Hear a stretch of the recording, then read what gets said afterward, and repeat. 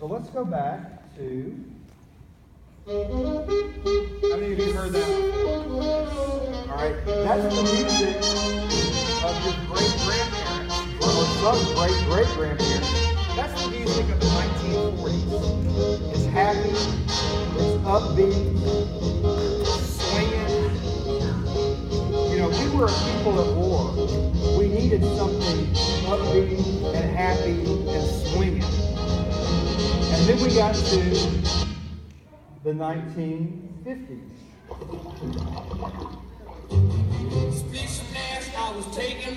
Come on, sing it. Not a lot of depth there, huh? Are you recording the whole thing? 50s was no longer music. He's not here. For adults and by adults. It was music by the youth, for the youth, about youth, to the youth. It was about splish splash, breaking up is hard to do, tutti frutti oh Rudy. There's not a whole lot of depth to this type of music. And then we got to the 1960s.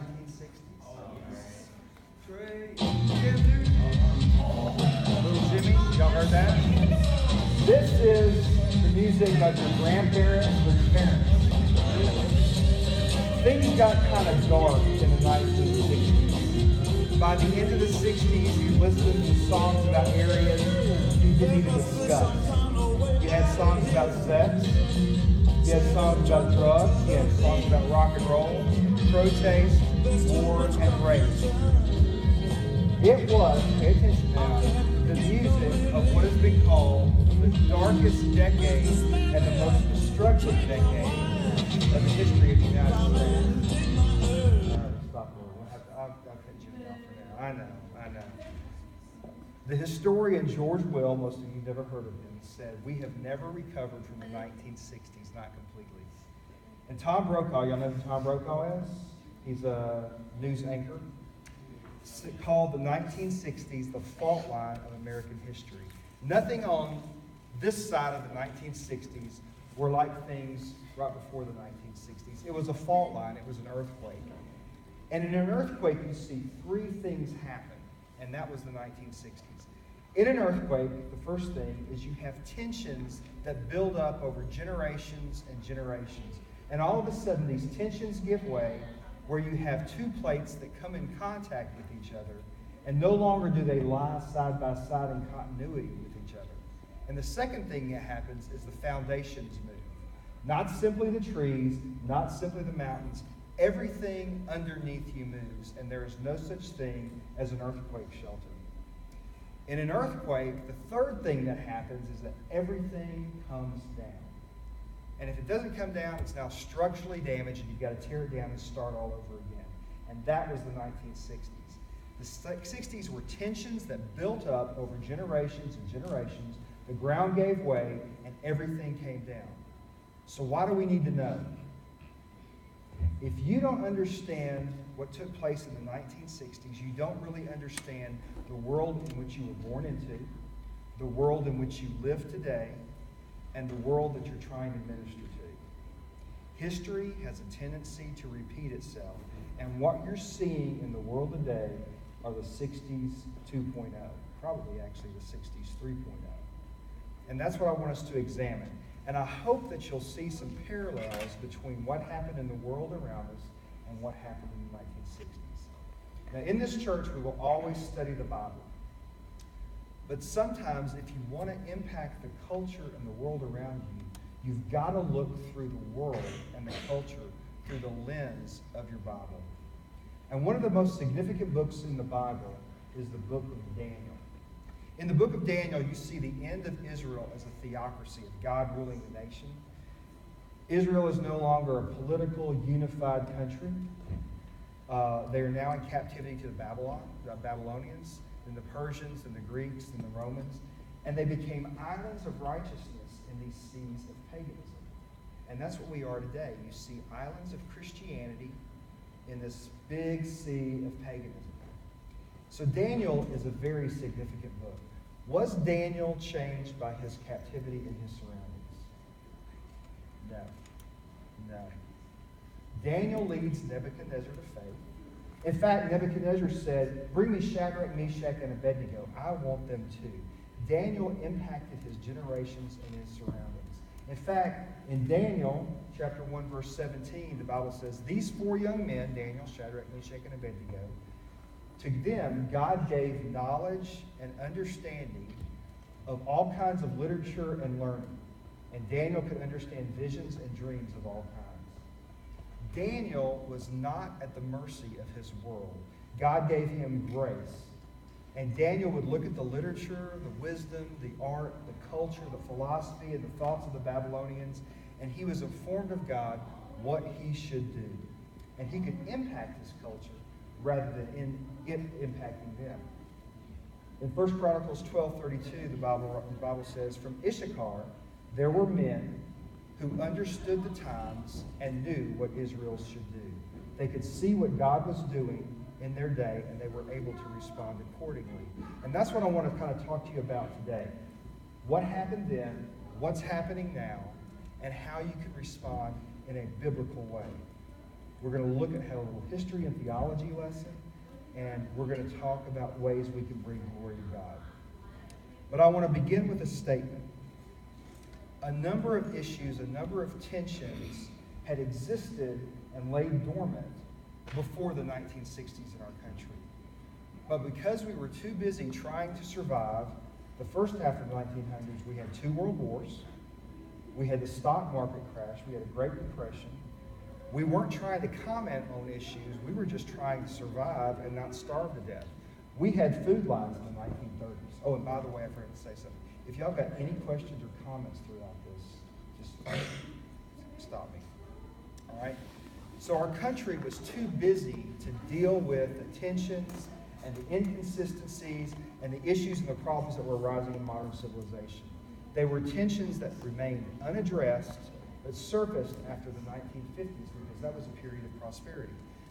We had technology that had come about because of the war, a rapid change in technology. We're seeing that today with all the technology that's out there.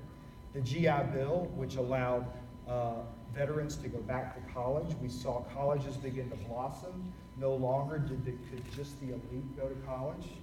Women who had worked during the war, now were going back to college. The GI loan, which allowed veterans to purchase a home, was out. And now you saw suburbs spring up. No longer were people just confined to major urban areas. And a lot of things changed in the 1950s. We had a period of peace between 1952 and 1965 with the Korean War. Almost 2 decades. The longest period of peace or non-war time in the United States. And with that peace, there was this respite or resting period. And these tensions that were unaddressed for almost half its history now began to surface and demand answers. And there was a new generation. You ever heard of the baby boomers? Those babies born between 1946 and 1964. Almost 70 million babies. What do you think people were doing after the war? We had babies galore. These boomers wanted answers to what they saw that had never been dealt with, and their parents had to answer and respond. And the 60s were the tensions created by the unacceptability of the answers of the greatest generation to the questions of the boomers. It was a worldview shift, the biggest one in Western civilization. The pre-World War II generation worldview was essentially a Judeo-Christian worldview. Even if people weren't Christians, they had this general consensus that there was a God who created the universe. It was ordered by God. Man was not just an animal. He was created in the image of God. Man had a conscience. Man had a sense of culpability or his own personal sin because God had made him. What man didn't know about God through nature and his conscience, he could find out about God through his Bible and what God said about himself. And to some extent, that was the consensus up until the 1960s. Not in totality, but pretty much everybody in the country had this Christian, Judeo-Christian worldview. We don't see that today. We don't see that today. The 60s saw a shift because they were taught by the guys in the 1950s who sabotaged a whole generation. They taught evolution. They taught existentialism, which I'm going to go into in a little bit. They taught the Big Bang Theory, that man was nothing but an animal, that conscience really wasn't there by God. It was sociologically determined. Morality was just a situational ethic. How many of you have heard that term before, situational ethic? Determined by society and sociology. And there was a shift from a God-ordained view of the world to this view that everything was measured by man's reason, and man's reason determines right and wrong. Now you know, or what you think you know to be true, was in doubt and question. In fact, the most popular show in the 1960s was nothing but a week-to-week play-by-play on the culture wars and generation gap. Does anybody know what the most popular show in the 1960s was? Huh? Speak up. 1960s, come on. Y'all don't watch Nick at Night or Candyland or anything? I love Gracie. Andy Griffin's show. Get out. Okay, these are good. Actually, the most popular show in the 1960s was... I listened to a story about a man named Jed, a poor mountain boy kept his family fed. And then one day he was eating at some food, and up through the ground come a bubbly crude. Who in that show is the person who will not move from old-fashioned values and dogma? Granny. Granny. Who is the one in that show who moves any way the California wind blows? Jethro. Jethro. He didn't know if he wanted to be a fry cook, a double-knot spy, or a brain surgeon. Who was the one caught between the old and the new and just trying to keep the family together? Uncle Jed. Ellie Mae was just a good-looking blonde. Yep. Now, there are... Come on. There we go. There are 9 different tensions or issues that we're going to try to discuss. And I can't go into much depth. Like I said before, it took me about 6 weeks to do this whole thing. But I want to hit the high points because they are important for what happened back then and what is happening today and what these tensions are doing. The first issue is nuclear war. The 60s generation, the boomers, were the first generations to be born into a world which could incinerate all life. Terms entered our vocabulary for the first time: communism, the space race, Cuba and Castro, who just passed away a few weeks ago. ICBMs, anybody know what that is? Intercontinental ballistic missile. Excellent. Intercontinental ballistic missile. We could now torch you from around the globe. Nuclear warheads. We no longer had to fly over your country to drop the big one. We could attach it to an ICBM and torch your country from around the world. Overkill. Anybody know what overkill is? Ever heard of that? Yeah. Okay. We wouldn't just take out 4 million of your 10 million people. We could destroy your country more than once. We could destroy it 4 times over. Overkill. Bomb shelters. Anybody ever heard of a bomb shelter? Now, these were a big item in the 1960s and even into the 1970s. I remember staying in a friend of mine's grandfather's bomb shelter, like for a sleepover. It was kind of cool. But a bomb shelter was something that was underground. You could go in there when they dropped the big one and survive off dehydrated food and water while everybody outside was being incinerated or dying of radiation poisoning. And then you would ascend into a world where the living envied the dead. Sort of like The Walking Dead. Okay? Duck and cover. Have y'all ever heard of that? Yes. Yeah? Okay. Duck and cover was, in case they dropped the big one, you could survive a nuclear attack by getting into your desk. That was just a... Yeah. Actually, I think it was to keep the kids compliant in school. I remember in the early 1970s when I was in elementary school, I was doing duck and cover drills, and the boys in the class would say, get under your desk, put your head between your legs, and kiss your butt goodbye. I mean, we knew it wasn't going to work. We also heard the terms like fallout shelters and civil defense. And then we had the apocalyptic genre of movies. Dr. Strangelove, or How I Learned to Love the Bomb, The Day the Earth Stood Still, The Planet of the Apes. Okay? How many of you ever heard of Godzilla and Mothra? Okay, these movies came out. You can rent it on Netflix. These movies came out of Japan. Why do you think some of these apocalyptic movies came out of Japan? Because they knew firsthand what would happen in a nuclear attack. The 60s was a generation that saw the world playing high-stakes poker, and the human population was the pot. And for the first time in history, there was protest against war.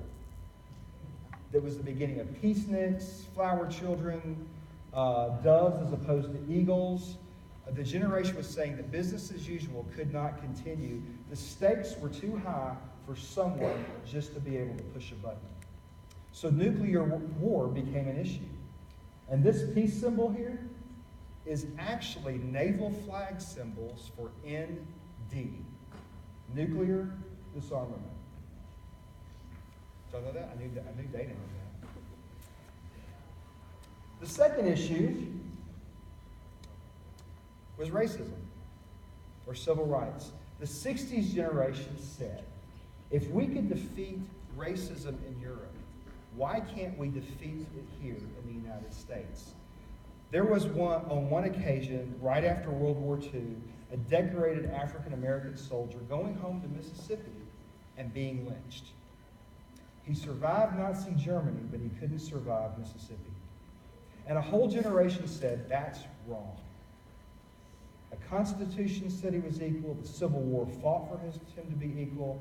But the Jim Crow laws between 1879 and 1964, which were supposed to be separate but equal, but actually meant separate but inferior, kept a certain race of people from living the American dream and earning and living with inalienable rights. The Jim Crow laws were actually repealed in the 1950s with Brown versus the Board of Education, but it didn't go into effect. There was still this mentality of separate water fountains, separate swimming pools, separate restrooms, separate schools, separate housing. A whole generation rose up and said, if a black man can die in Europe, he should be able to buy a house in the United States. The post-war generation wanted change, not just conversation. The black population wanted legislation that said it is illegal for you to forbid me a job because of my skin color, or for me to be able to go to Alabama, Ole Miss, UT, Mississippi State, or any other state school, even though I pay taxes to go there. And in 1964, you saw the Civil Rights Act signed into law by President Lyndon B. Johnson, who, by the way, went against his entire Democratic Party to get it passed. At first, he was against it, but then he changed his mind. And here's why. His secretary, who he had with him his entire political career, all the way from his days in Texas up until the White House, was an African-American woman. And like a lot of white folks, he was not really sure what black folks went through. One day, he asked her about the difference between black and white bathrooms. What do you do when you go back home to visit your family in the South? Because you can't use a white bathroom. She said, well, yeah, I can't use a white bathroom, so I just pull my car over on the side of the road, climb a barbed wire fence, and go in a field. And LBJ said, and I paraphrase, I'll be darned if the Secretary of the United States of America is going to pee in a field. And that moved him to push for the Civil Rights Act of 1964, where racism, sexism, and religiosism was now illegal. And because he went completely against his own political party, you almost had a civil war break out. George Wallace, yes? Actually, this is since Lyndon B. Johnson was elected after Kennedy got assassinated in Texas. Since he was vice president at the time, Kennedy was working on the same Civil Rights Act. But he pushed it. But Johnson used the death of Kennedy to kind of like force Congress into making this law into. Right. When Kennedy was president, Johnson was not 100% for it because he was from Texas. Right. But this story kind of pushed it over the edge. Yeah. But you're right. You're right. It actually started with Kennedy. Yeah. The Civil Rights This was Act. the second Civil Rights Act. Yeah, it was. Any other questions, comments? Okay. Let's see.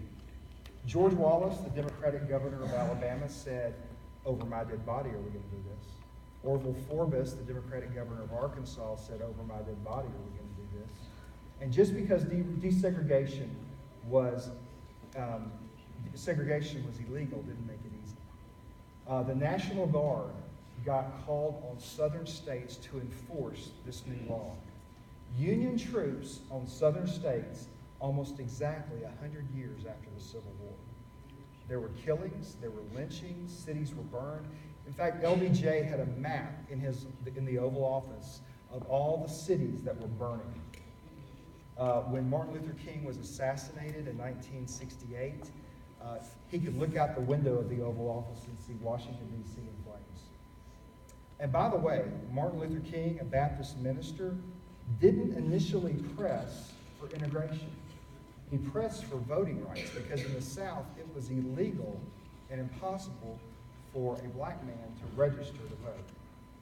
His protests were peaceful, but as the 60s wore on, you saw the rise of more militant groups, the Black Panthers, which stood for equality by any means necessary, the Black Muslim movement, and after that, busing and affirmative action. And through this whole process, we learned that America is really the only country in the world that has this preponderance of races that are thrown together in this alleged melting pot, which is really a mosaic, where we have all these races thrown together. And there was a sense of nobility that because of legislation, we could bring all these races together. But legislation can only do so much in getting races at the same lunch counter or in the same classroom. Something has to happen in the heart. The only true reform you can have among men is when the law of God is in their heart, not just a piece of paper. And that's why there's no hope in constitutional law. It's good, but it's not the best. There has to be a divine law in the heart. And this is difficult because leading up to and including the 1960s, we had the removal of prayer in schools and the removal of the commandment, the 10 Commandments in our schools. And Proverbs 29:18 says, where there is no vision, the people perish. The civil rights movement was the most successful aspect of the 1960s. All of the other movements or issues of the 1960s were based on atheistic humanism. The civil rights movement took place because a Baptist pastor was quoting the book of Amos. Amos 5:24 says, but let justice roll on like a river, righteousness like an ever-flowing stream. Issue number 3, Vietnam. How many of you heard that? It was a problem.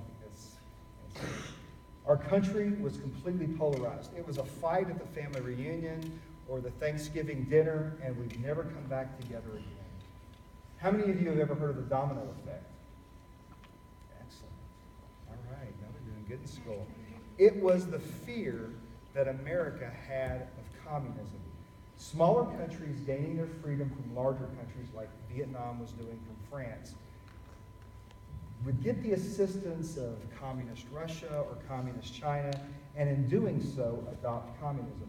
North Vietnam would fall, South Vietnam would fall, Laos would fall, Cambodia would fall, and pretty soon, the words of Nikita Khrushchev, who was the premier of the communist Soviet Union at the time, would say, I will bury you, which means I will completely surround you with communism.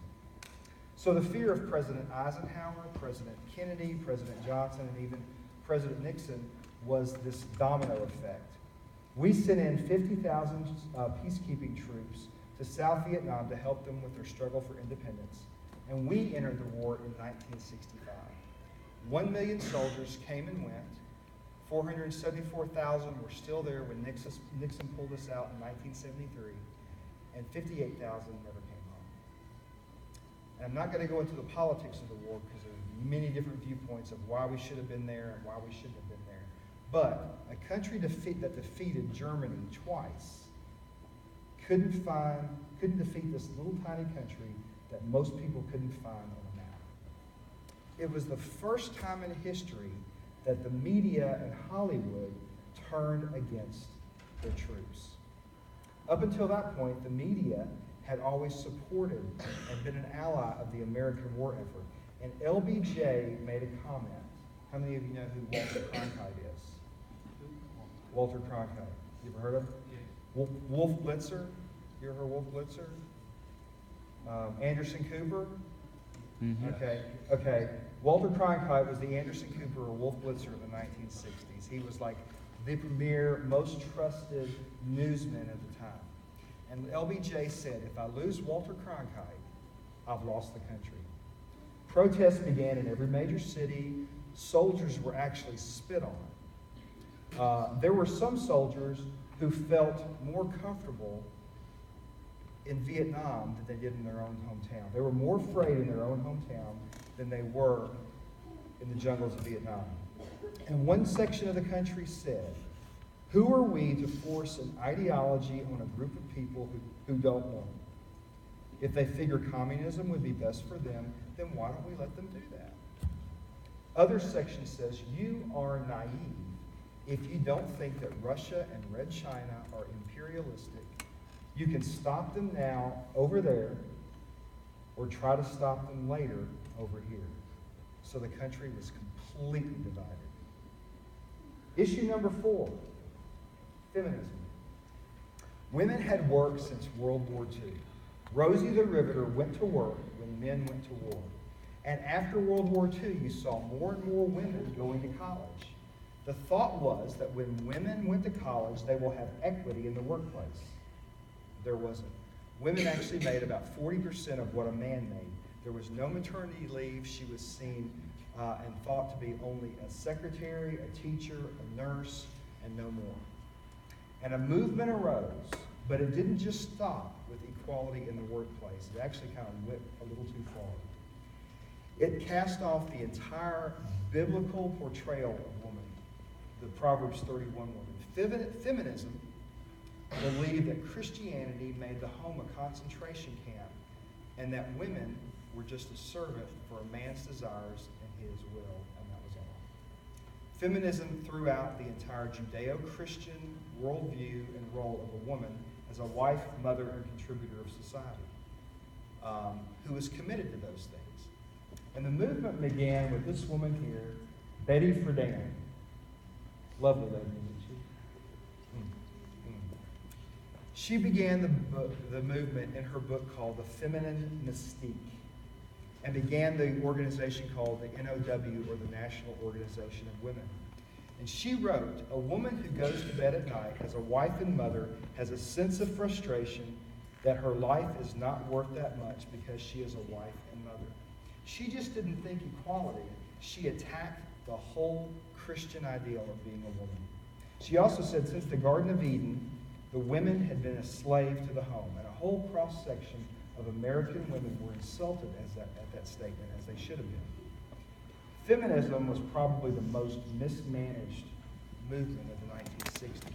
Christian women who were in agreement with some of the things that she was talking about and the equitable treatment of women would not line up with the NOW because she went so far and alienated an entire cross-section of Christian women.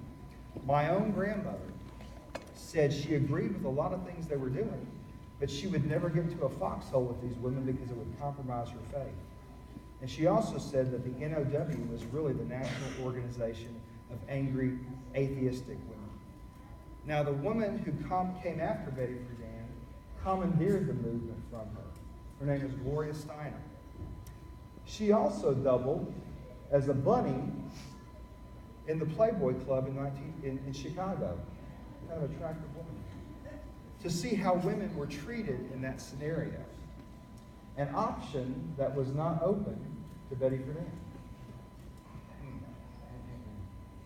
After Gloria came Helen Gurley Brown, who published the magazine Cosmopolitan. How many of you have heard of Cosmopolitan? Or Cosmo? Cosmo. For the new, open-minded, sophisticated, and worldly women.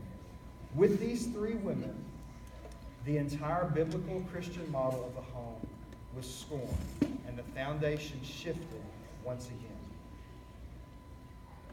Issue number 5, the sexual revolution, which, ironically, is a complete juxtaposition of the feminist movement because it led to a greater exploitation of women. Before the 1960s, discussion of sex was completely taboo. Do we talk about sex today? It's on TV, it's in the movies, it's out in the open. It's talked about a lot. Before the 1960s, we didn't talk about it. All right, 4 TV shows. I Love Lucy, Leave It to Beaver, Father Knows Best, and The Dick Van Dyke Show. What do these 4 shows have in common? They're classic TV. They're all black and white. Perfect family. Perfect family, all that stuff. One thing that these 4 shows had in common, the husband and wives slept in separate beds. In fact, Lucy couldn't even say the word pregnant when she was pregnant with little Ricky because it was forbidden by the censors. So you had wives and husbands sleeping in separate beds, and she couldn't say the word pregnant. Do you know what show first had a husband and wife sharing the same bed? The Flintstones. The Flintstones, yeah. And then a revolution came. This is a gentleman by the name of Alfred Kinsey who wrote the Kinsey Report. And I'll explain that. He was a University of Indiana professor who was hired to teach human sexuality. But he could not find any material on it, so he decided to create his own. What he did was he surveyed students anonymously and asked every question about normal and deviant behaviors you could imagine. His findings were that America was not as puritanical as we thought. We were far more deviant, and his report went through about 11 publishings.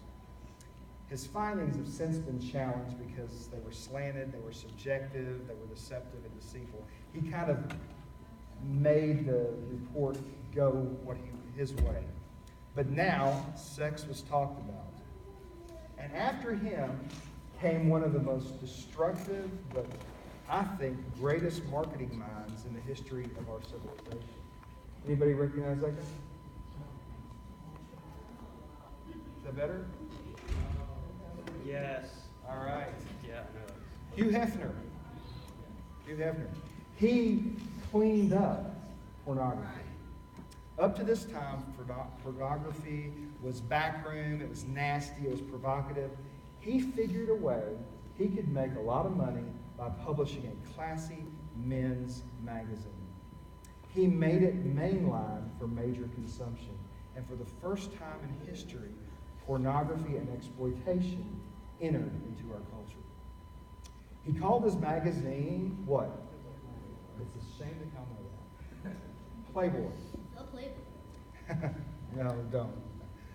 His photographs were not grainy. He spent money to make money. He brought in the best photographers. He had the sharpest color photography.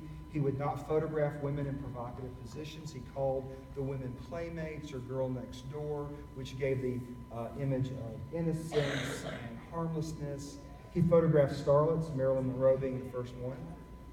He would not photograph women who were poor or uneducated because he said poverty shows. And he provided men an out.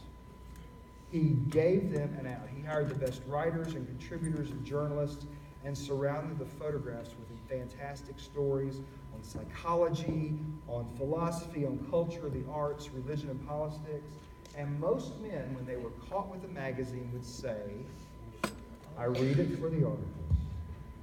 He gave pornography an air of sophistication. And after Hugh Hefner, the FDA authorized the use of the pill. What was originally designed to help families and mothers work with the number and timing of their children now became a safety net for promiscuity. And since then, the entire pornography industry makes more money than all professional sports combined. Yeah. It has been the single most destructive force in our society, ruining lives, marriages, careers, and ministries, all through the exploitation of women and children. And now today, virginity in both males and female and purity is scorned. It's absolutely scorned. Issue number 6, the death of the American dream. A woman, a man, 2 kids, a dog, a car, a little house in the suburbs. That was our, well, I was thinking. But the dream was two kids. What was once the dream of the 1950s became the abomination of the boomers. The boomers thought this was plastic. They said, with all that's going on in the world, with poverty, with racism, environmental concerns, with hunger, how could all that you care about be a car, a career, and a mortgage? So the boomers scorned it. They didn't mind living in it, but they turned their backs on it. The boomers said, you got to be involved. You got to be an activist. Take your law degree and do pro bono work. You know, take your medical degree and do work with the poor for free. Take your education degree and go to the Appalachians. There was even a group started in the 1960s that was to take technology overseas, the Peace Corps. Thousands of guys and gals got involved in the Peace Corps. And incidentally, one of the greatest Christian movements of all time, the Jesus movement of the 1970s, were the frustrated kids of the 1960s. They got converted, left the Peace Corps, and took that same counterculture idea and went into missions. You had folk singers arise who sang about issues of the day. Bob Dylan, Joan Baez, Judy Collins. They sang about these heartfelt issues. And out of all this death of the American dream, was the response of the hippies. Hippies just completely went the other way. They said, tune in, turn on, and drop out. Go to California, forget society, forget hygiene for some of them. Give up money, go back to the land, live in a commune. And so you saw this entire scorning and death of the American dream, things that people worked so hard for. Now they were moved away. There was a culture shift and the foundation shifted one more. Issue number 7. Okay, sit tight and buckle in because this is going to be, we're going to get through this. Existentialism. Existentialism. It is a philosophy and probably most important aspect of what caused the earthquake in the 1950s. It is a philosophy that brought about the end of reason and the beginning of paganism in our culture. A completely different shift. It brought about the end and death of the Christian worldview. It brought about postmodernism and the first postmodern, post-Christian generation. In fact, some of your friends, the only time they've ever heard the word Jesus Christ is the use of the swear phrase. Today, we have a new term that was entered into the dictionary yesterday called post-truth. People are surprised that we present you with the facts, but you're not taking them as truth. Because for years, and this is what I'm about to explain, you've told us we make our own truth. It brought about a philosophy that sin is no longer sin, it's sophistication. It brought about obedience isn't submission to the will of God. It's the restrictions of society placing you in this deficient mold. Now raise your hand if you're pretty much in the dark about what existentialism is. All right. Okay, it's not good to be stupid, but it's okay to be ignorant, to know what you don't know. So I'm going to try to explain it to you a little bit. We have in America today the entire civilization of existentialists. They can't spell it, they don't know what it means, they can't pronounce it, but they are one. It has pervaded our culture. And there are certain catchphrases that betray existentialism. Everything is relative. There are no absolutes. No one can tell anyone else what is wrong. And the only scripture verse that an existentialist knows is, judge not. Heard that one?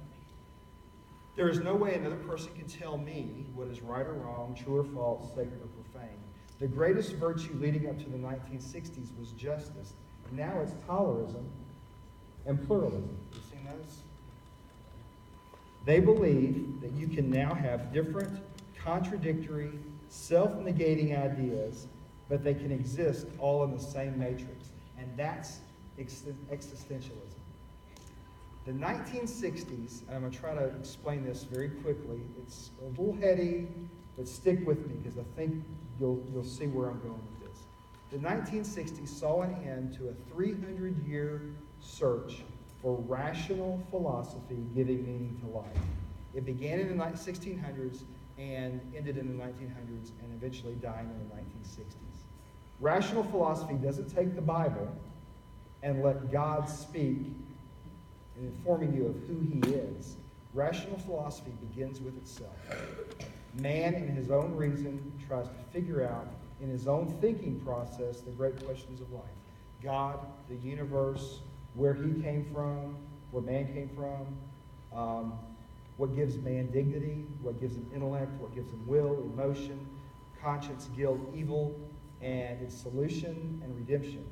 The great subject that the Bible majors on, rationalistic philosophy gets rid of it and begins with itself to find answers. And it really didn't begin in a sinister way.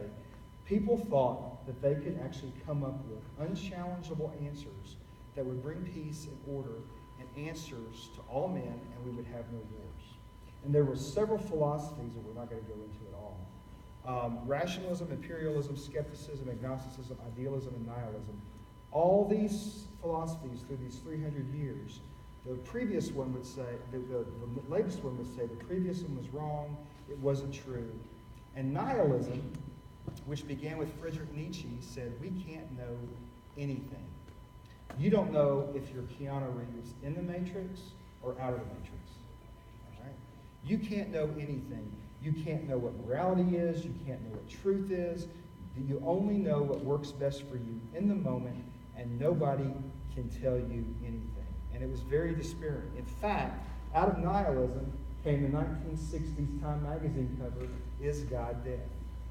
And the phrase, "God is dead." It also brought about a little thing called World War II, communism, Nazism, Stalinism. Adolf Hitler killed 6 million people, more than 6 million. Stalin killed about 60 million. Okay. In this country today, how many babies have we aborted since Roe versus Wade? 100 million? A lot. A lot.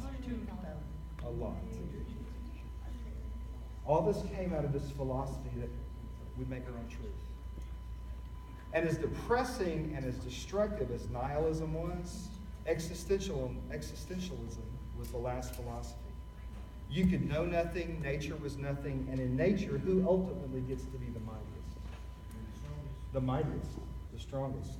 Survival of the fittest, the will to power.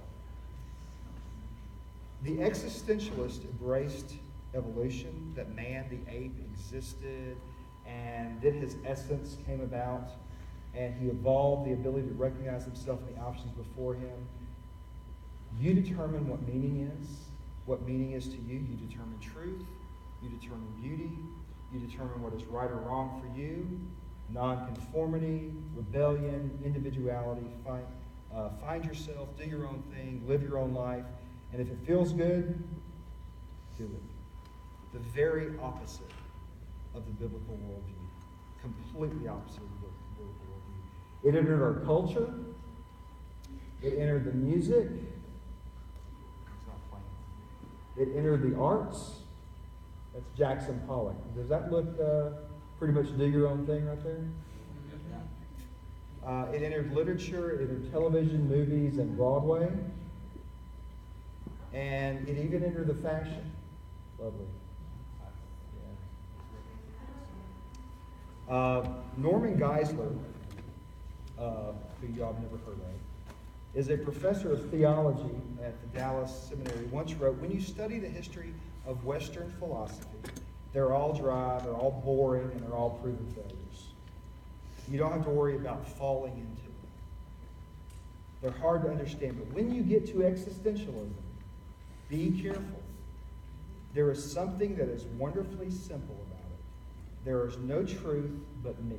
I make my own truth. There is also something wonderfully seductive, especially when you're young, that there is nothing restraining you. Rebel, be free, do what you want. There is no guilt. I am God. It is seductive. And if you go to Genesis chapter 3, you'll read the discussion between the serpent and Eve. A discussion that only took 7 verses. Existentialism is simple and it's seductive. In fact, when you say existentialism, you actually hear the hiss of the snake. All right, let's move on to something a little bit more fun and positive. Drugs. Wow. Way to go, Matt. All Mine right. does drugs. All right. All the time. Existentialism spawned the drug culture, not drugs. Drugs have been around for quite a while. Marijuana, cocaine, opium had all been around since the turn of the century. But artists now felt that it would make you more creative. The 60s gave birth to hallucinogens, psilocybin, which came from mushrooms, peyote, and lysergic acid number 25. Anybody know what that is? LSD. When hallucinogens came around, they weren't simply for pleasure. They were seen as redemptive. They were seen as a form of salvation. They were seen as a religion. It was felt that LSD would bring about a chemical change in your brain that would make you more passive and peaceful. They first tried it out on alcoholics and prisoners to make them more pliable. And in doing so, a lot of early proponents of LSD wanted to put it in the drinking water to make society more passive. They felt that religion couldn't do it, philosophy couldn't do it, education couldn't do it, the economy and capitalism couldn't do it, only drugs could do it. And you now had to expand your mind through chemicals to form a proper system and embrace truth. And did you know that a tie-dye t-shirt is nothing but a representation of an LSD trip? Yeah. On LSD, you can see music, taste colors, and hear flavors. And this guy, Timothy Leary, was a Harvard psychology professor who felt that LSD was the final religion, he was the final priest, and LSD was the sacrament. His mission was to get politicians, artists, educators, capitalists to experience LSD, and LSD and society would finally enter into this new age. But it soon fell out of favor because of all the deaths. In fact, there were several people who just walked out of third-story windows and fell to their death. There were deformities and birth defects and the craziness that it was producing. So then cocaine became the drug of choice. And entire low-income communities became addicted. But soon it was hard to get cocaine because it was so expensive. So dealers got wise and started producing their own. What did they start making?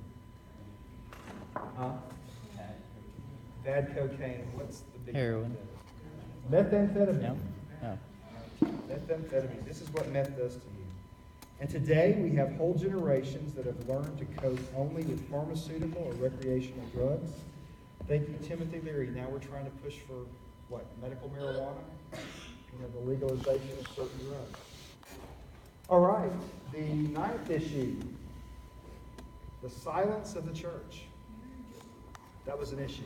It caused another shift. When you study the 60s, you don't see a chapter on the church. Across the board, the church as a whole was silent. It didn't respond to any of the challenges. Existentialism, evolution, relativism, removal of prayer in schools, the removal of the Ten Commandments. Nothing came out academically or apologetically. But at the end of the 1960s, you had a lot of people coming out and saying, you've got to have something that says, in the beginning God, man, the fall, evil, and redemption. You've got to have a proper view and record of what God says to have a proper worldview. When you remove God, when you remove an absolute standard, you wind up ending with the dust of death. Apologists, theologians, and authors were saying this, but the pulpits were silent. There were no voice on moral issues, race and religions, women's rights, personal peace, and here's why. In the early 1900s, liberal theology removed the supernatural from Christianity.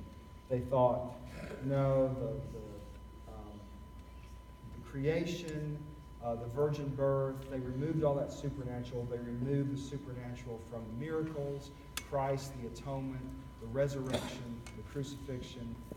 Salvation to a liberal theologian was social concern, social regeneration, and you got involved in social issues only.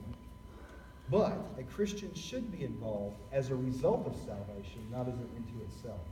So the church, we saw speaking out on, as the evangelical church, we saw speaking out on social issues as one of the same as liberal, God-rejecting theology, and the church was seen as irrelevant. And by the 1960s, the Christian worldview of right and wrong, absolute truth was completely rejected. And toward the end of the 1960s and into the 1970s, you saw the pendulum swing back and the evangelical church speaking out very loudly on moral issues and social issues affecting the country and culture. How many of you have ever heard of Norman Rockwell? All right. This is the Norman Rockwell painting of a gentleman probably in his 60s, probably born at the end of the 1800s. He's a Victorian gentleman. Look at his stance. He's very military. He probably served in World War I, World War II, the Korean War, probably all three. He's got a gray flannel suit on, very conservative. He's got a Hamburg hat, which was the same hat worn by President Eisenhower. And when you look at that, you see order. He's probably a Presbyterian. He's probably a Republican. He loves his wife. He pays his taxes. He's very ordered. And he's standing in front of a Jackson Pollock painting. Does that look ordered to you? This picture represents the 1960s. You've got two clashing worldviews standing in the same room, or in the same room. Two divergent and completely different worldviews in the same room. That was the 1960s. And that's what we're seeing today. When you look at the news, the results of the election, you see polarized factions of our country and the world in opposition of each other. That's the world that you live in, and that's the world in which you have to minister to. You actually have to do pre-evangelism before you can even share the gospel. You've got to prepare people because they don't have this worldview anymore. Now, up until in the next few minutes, I'm going to show you a survey of Western thought and religion in 5 minutes. I have 4 volunteers. 1, 2, I'll give you, 1, 2, 3, 4. Right there on the front line. All right. All right. You are going to be the Bible. Okay? You are going to be history and tradition.